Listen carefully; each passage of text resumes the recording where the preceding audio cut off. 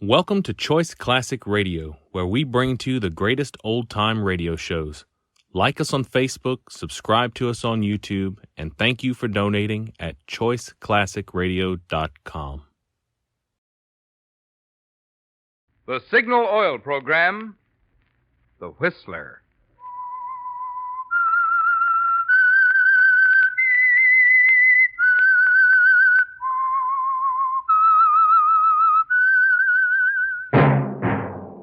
That whistle is your signal for the Signal Oil Program, The Whistler.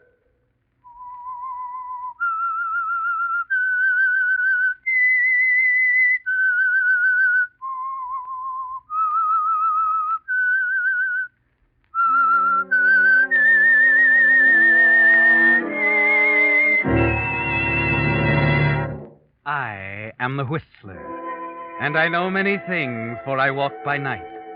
I know many strange tales hidden in the hearts of men and women who have stepped into the shadows. Yes, I know the nameless terrors of which they dare not speak.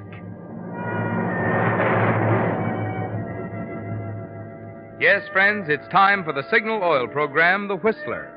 Rated by independent research, the most popular West Coast program in radio history. And Signal gasoline is tops, too. Tops in quality. It takes extra quality, you know, to give you extra mileage. And Signal is the famous Go Farther gasoline. So look for the Signal circle sign in yellow and black that identifies friendly dealer-owned Signal stations from Canada to Mexico. And now the Whistler's strange story. The Big Prison.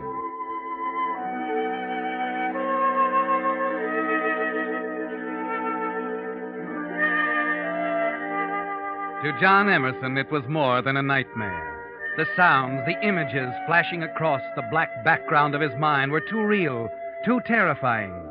At first, nothing was clear to him, but gradually he seemed to be back in Ketchikan, Alaska, his mind going over and over that first chance meeting with Willard Crofton. Pompous, jovial, boring Willard Crofton.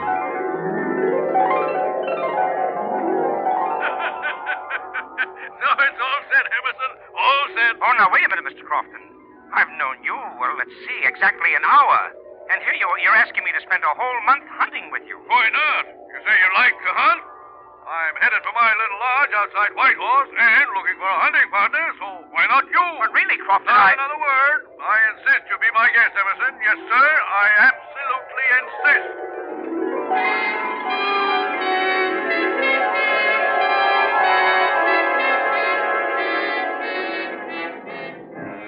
Yes, John, you know that chance meeting with Willard Crofton was the beginning of it.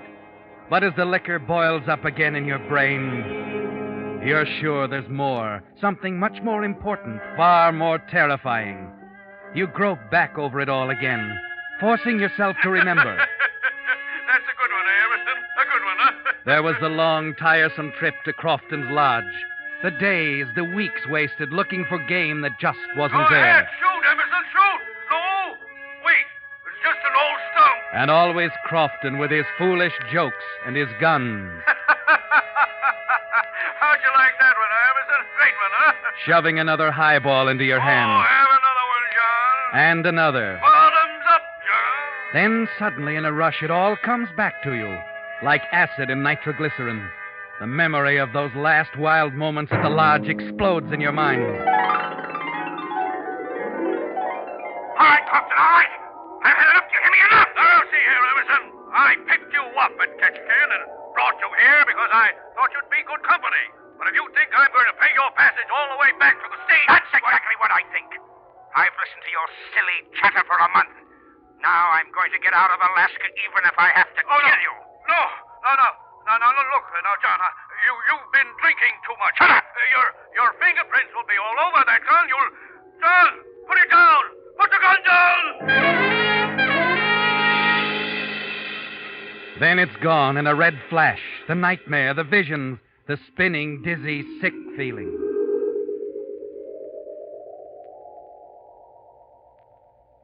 You open your eyes and you know it's all real. You discover yourself lying fully clothed on a bed in a hotel room with morning sun streaming in the window.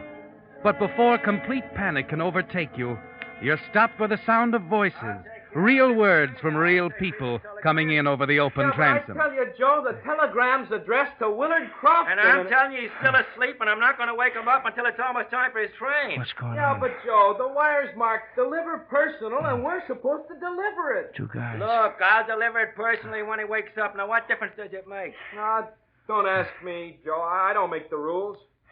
You're sure it's Mr. Crofton? Crofton? Sure it is. I've never seen the guy, but he come in drunk late last Wait a night. minute, Joe. Let's look at the register, huh? Won't do any good. He was too stiff to hold a pen in his hand. Something really had the guy going. Huh. Well, maybe to be sure, I ought to go out to that hunting lodge of his. Because if this is the wrong guy, Look, why make the trip for nothing? He brought his car. Go out and check the registration. Then if it's Crofton, leave the wire with me, and I'll deliver it for you as soon as he wakes up.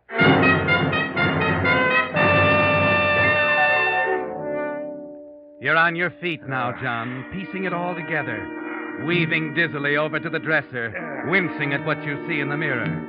Then your eyes drop down and you grow tense at what you see. Greenbacks all over the place. Crofton's wallet, his papers, his railroad and steamer tickets. Well, it's Crofton's car, all right, Joe. Didn't I tell you? Just leave the rest to me. Oh, son of a gun, I don't know.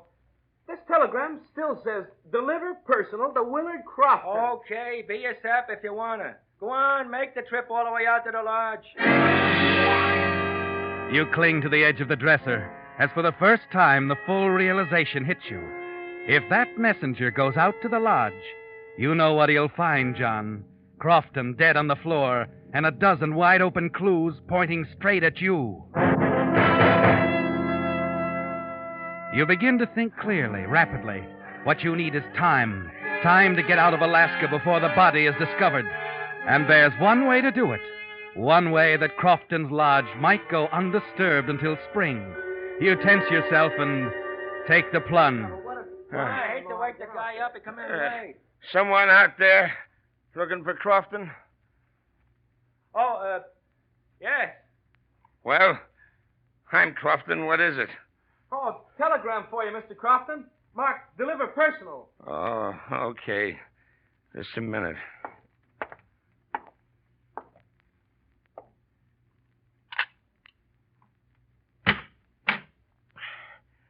Well, Oh, yeah. Here's your telegram, sir. well, here's something for your trouble. Oh, gee, Well, sorry to disturb you, sir. We weren't sure you were Crofton. Who else would I be? Well, I don't know, sir. It's 8:15, Mr. Crofton. Your train leaves at 9 sharp, you know. Yeah. Don't worry. I'll be on that train.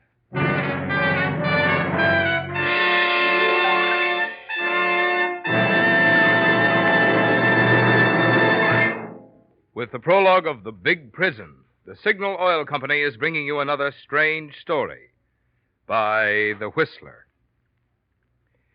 You know, out here in Hollywood, where The Whistler is produced, an actor or actress often becomes so famous for some one feature, such as the legs, or the body, or the voice, folks often overlook the fact that they're also very great at acting.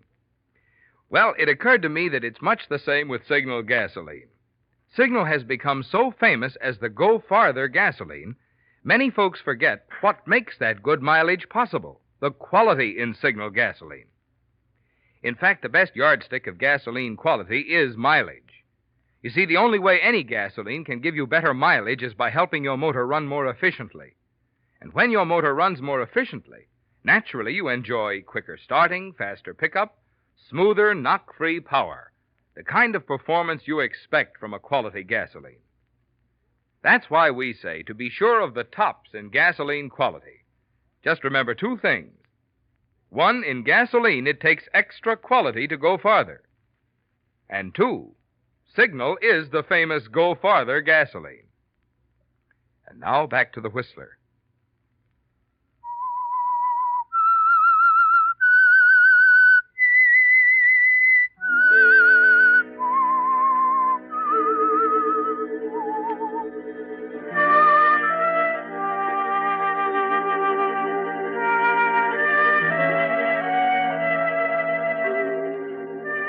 Well, John, it's only now that the full force of it hits you. The thing so many men have felt about the North in years gone by. For the guilty, Alaska is a gigantic prison with the only real avenue of escape to the south, the railroad to Skagway, the sea lanes beyond, all carefully policed by watchful eyes. You have only one hope now, to escape this Alaskan prison before Willard Crofton's body, with all the evidence pointing to you, is discovered. Going back to cover up would be too dangerous, and that means 5 terrible days traveling on Crofton's tickets. 1 day by train to Skagway, 4 days by boat to Vancouver. 5 days in a trap that may be sprung at any moment.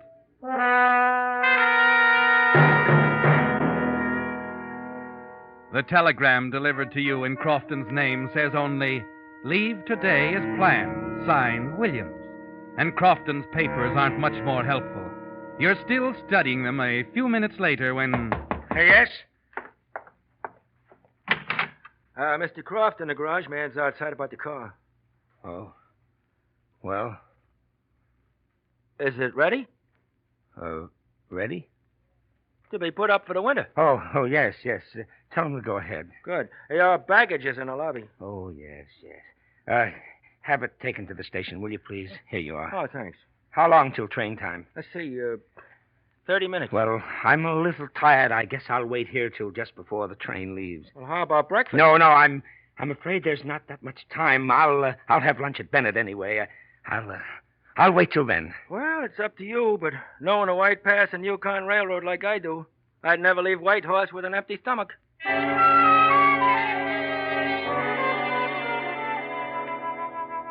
And somehow, by a miracle, it works, John. The last-minute dash to the train, the creaky ride to Carcross, then lunch at Bennett, and the dizzy, winding descent to the little village of Skagway, nestled under a glacier at the water's edge. You tell yourself the worst is over, that there's no reason for anyone to go to Crofton's cabin, no reason why the body won't lie there undisturbed until spring, 6 long months away. You begin to relax in Skagway as you walk into the steamship office to check your reservations. Now, let's see your ticket. When does the boat leave? Tonight at 7. Oh, Crofton. You remember me, Pat Carroll. I talked to you on the way up.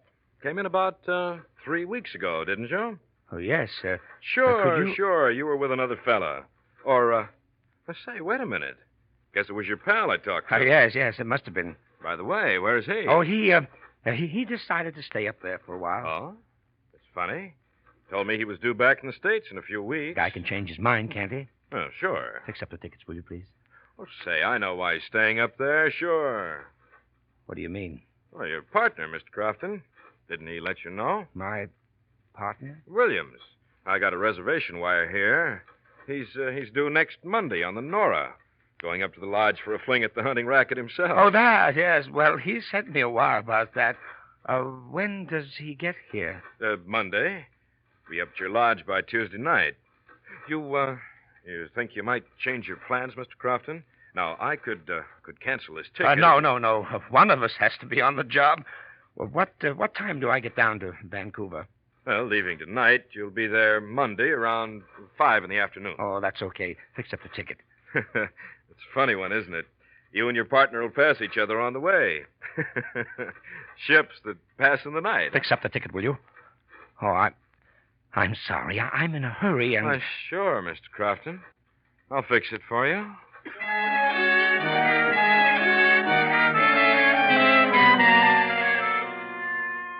Well, John, it's going to be a race now, isn't it? A grim kind of a race, as you move southward on the Louise to Vancouver and freedom, as Crofton's partner comes north on the Princess Nora over the same route, bound for that cabin and the awful discovery that awaits him there. And if that happens before you reach Vancouver, John, if he arrives while you're still impersonating the dead man, one quick radiogram and it'll be all over. And you, John, the murderer of Willard Crofton, will be apprehended in a matter of minutes on a ship at sea with no escape.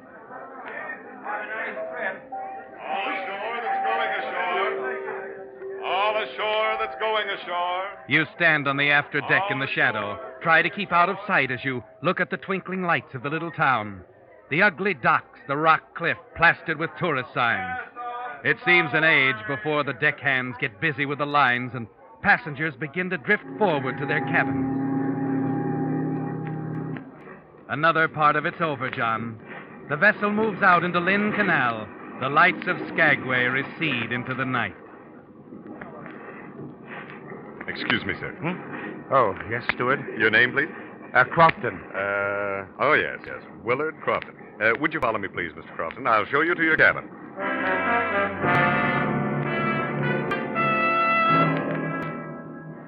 You manage to have dinner alone, then slip back out to the deck, find a chair, and lean back to rest for the first time in more than a day.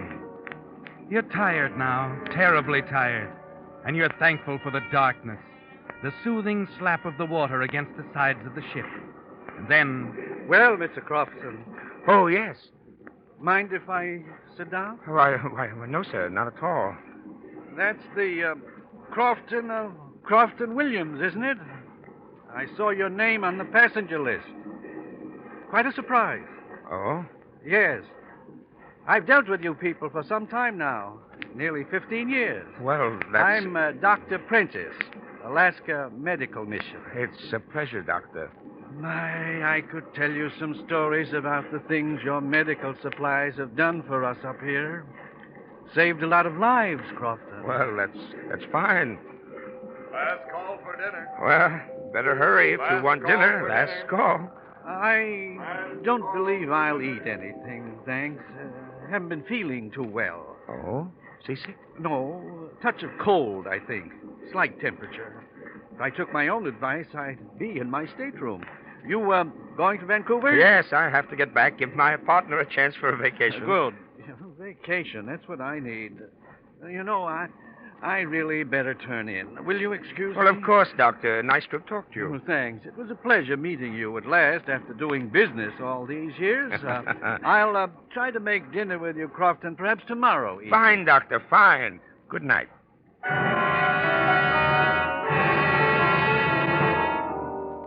A sense of relief sweeps over you as the little doctor walks away, and you turn, thankful there were no slips.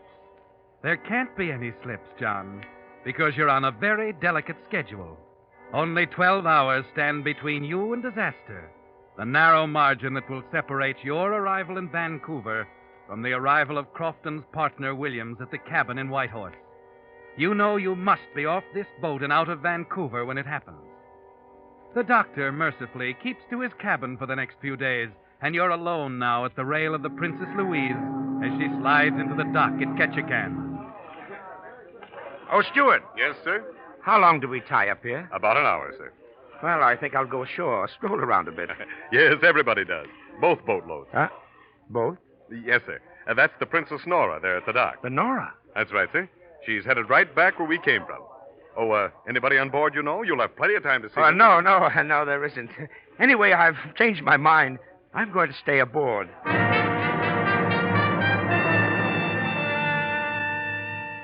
The hour in Ketchikan seems like 10 years, John. It's ironic, isn't it? You and Williams in the same town.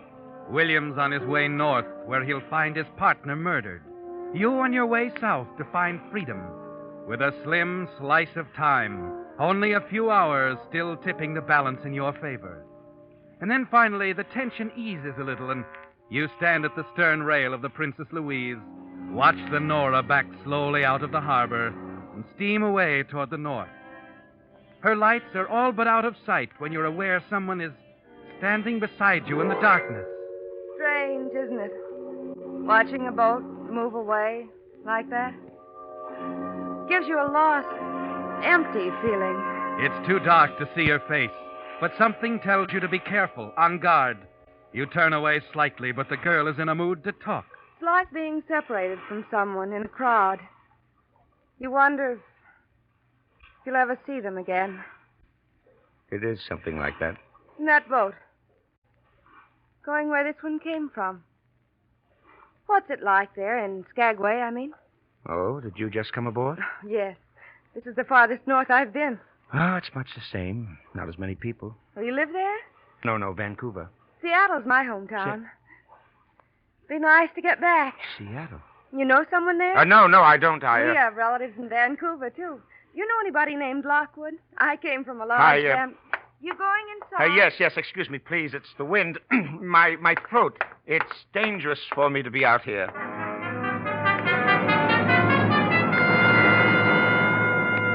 You're trembling inside as you hurry away, aren't you, John? Yes, because it suddenly came home to you. This girl from Seattle. She's someone you know. Someone who knows you.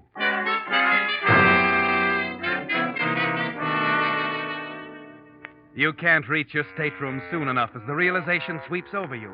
Lockwood. Of course. Helen Lockwood. You met her not 3 weeks ago in Ketchikan. But you mustn't meet her again and give her a chance to remember your real name and expose you as a masquerader. It's 2 days, John, but on some pretense, you've got to remain in your stateroom until the boat reaches Vancouver. Steward, Yes, sir? if you don't mind, I'd like my breakfast served in here in my stateroom this morning. Oh, certainly, sir. Oh, you feeling all right, sir? Oh, it's nothing serious. If you'd like the ship's doctor... No, I tell you, it's not serious. I'm just playing safe. Yes, sir. I'll bring your breakfast right away, sir.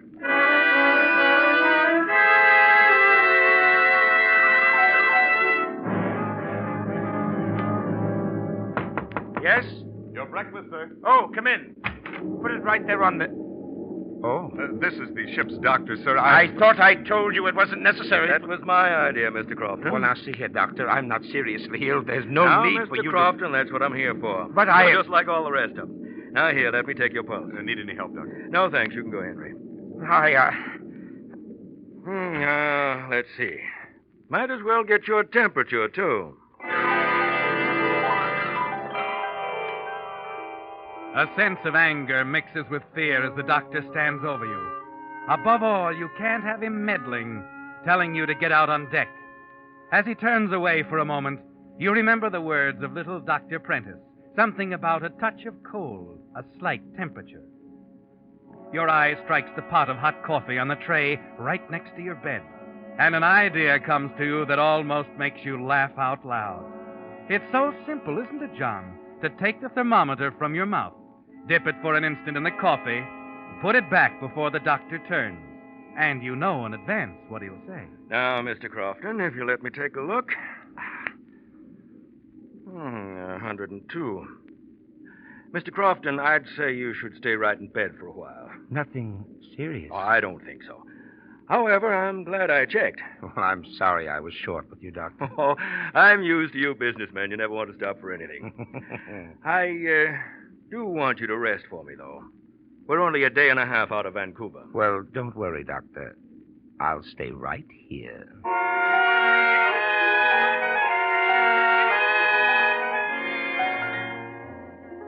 Yes, John, you accept the doctor's orders graciously. And when your stateroom door closes, you slump back completely relaxed for the first time since you awakened that morning in the White Horse Hotel. Only a day and a half now to Vancouver. And by the time Crofton's body is discovered, you'll be on your way to one of 1,000 places where you can disappear completely. And again, you almost have to laugh out loud. It was a pot of coffee and a fever thermometer, John, that assured your escape from the big prison.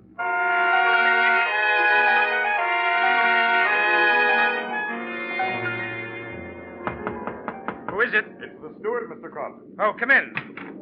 Close the door, will you? Yes, of course. We'll be in Vancouver in 2 hours, sir. Do you need any help getting your baggage? No, I'm feeling much better. It's no trouble at all, sir. A matter of fact, if you wish, they'll even have an ambulance down at the dock. Oh, for you. no, that won't be necessary. Well, you know best, Mr. Crofton. Well, it won't be necessary at all.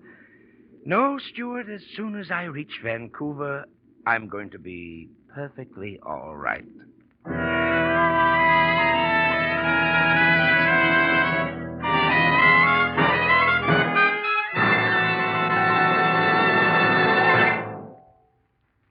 In just a moment, we will bring you the strange ending of tonight's story. But meantime, a word about a major purchase that many of you drivers will be making during the coming winter months.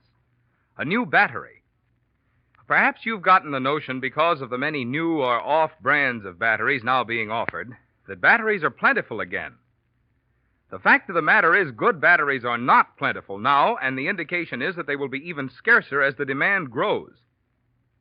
When I say good batteries, I mean the quality kind that you can rely on, such as those fine Signal batteries featured by Signal service stations throughout the West from Canada to Mexico. Every genuine Signal battery is ruggedly constructed of highest grade materials, made to exacting specifications that Signal Oil Company is proud to stand back of. Every genuine Signal battery is guaranteed for long, trouble-free service by Signal Oil Company. Of course, the best way to get the maximum life out of any battery is to have it checked and inspected regularly, a service your Signal dealer will gladly perform for you.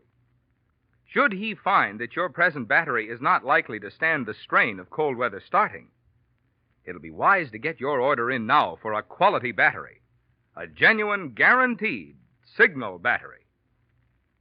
And now, back to the Whistler.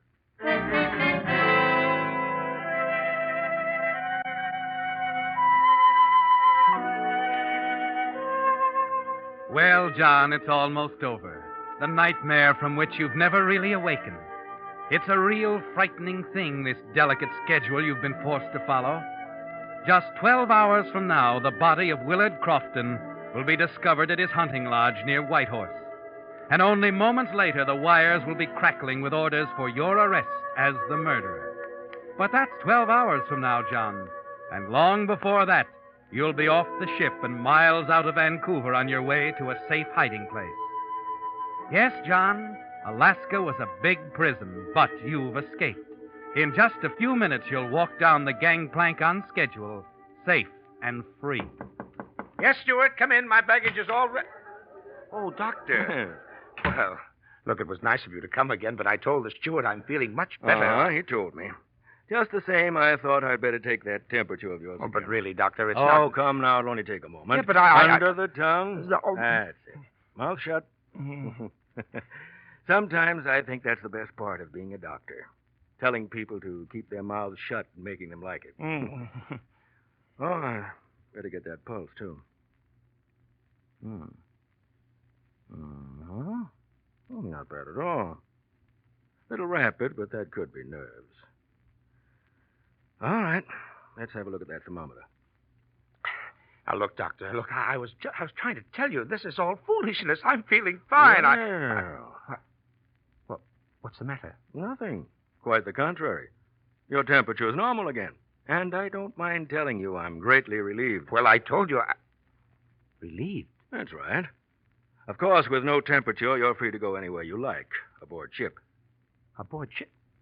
Wait a minute. What are you getting at? Well, you really did it with that 102 fever of yours. Made me suspicious, and I went back and checked up on your friend, Dr. Prentice, again. What about Dr. Prentice?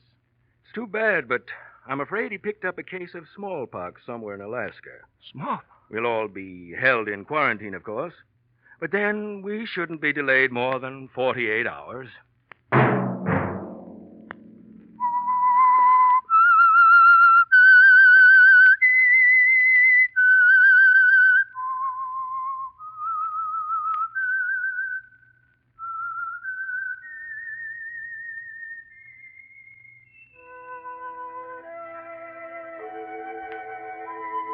Let that whistle be your signal for the Signal Oil program, The Whistler, each Wednesday night at this same time. Brought to you by the Signal Oil Company, marketers of Signal gasoline and motor oil and fine quality automotive accessories. Signal has asked me to remind you, to get the most driving pleasure, drive at sensible speeds, be courteous, and obey traffic regulations. It may save a life, possibly your own.